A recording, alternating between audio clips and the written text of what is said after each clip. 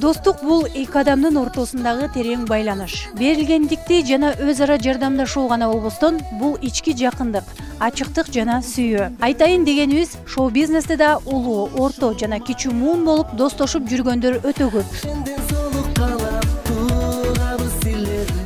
Алардын катарын эстрада ырчылар Замир Арыкбаев жана Сезбек Искеналиев толуктайт. Эме дос деген сөз аябай ыйык сөз да. Ага ошо доско татыктуу болуш керек да. Сиздер туура эле баамдадыңыздар. Эл деле ошондуп бизди жакшы достордон деп ушу көп жылдардан бери билишет. Мен Замир менен 2006-жылдан бери жакын досмун. Биз дагы ошол экен тилейбиз, түбөлүктүү дос болууга биз дагы тырышып аракет кылабыз. Бир гана өзүбүз эле эмес, ошо үй бүлөбүз менен баягы катышып жакын дос болуп жүрөбүз да. Мынандай жакшы кубанычтуу күндөрдө ошо бирге болуп, бирге санаалаш болуп, монтип чын жүрөктөн, таза дилден, чын дилден ушундай өзүнөн өзү эле ушинтип дос ушинтип курала берет экен да.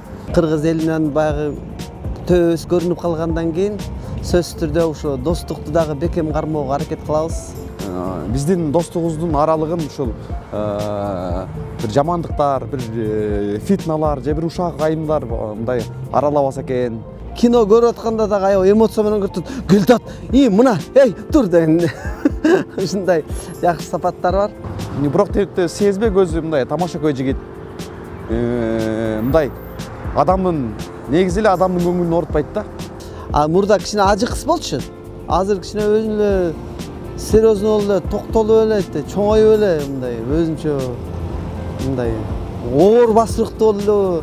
Башка мен ага айтып атам, кичине алдагы эмоция сен деген андай жаралган эмессиң да, сен деген шатыра шатман, ачык айкын жаралгансың, сен деген мындай бапырап жүрүшүң керек.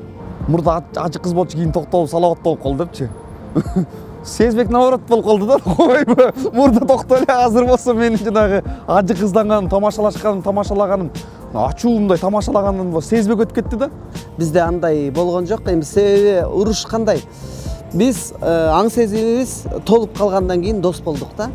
Туура түшүнүүгө аракет кылдык. Бир жолу мени кичине сөгүп койду. Бир жолу да. Эми ага мен өзүм күнөөлүү болуп калдым. Ошондуктан мен өзүм ошол экен күнөөмдү мындай моюнга алып унчукпай болду Сезбек, болду деп эле калдым. Бул болсо мен кудам болот да. Ошол учурдачы.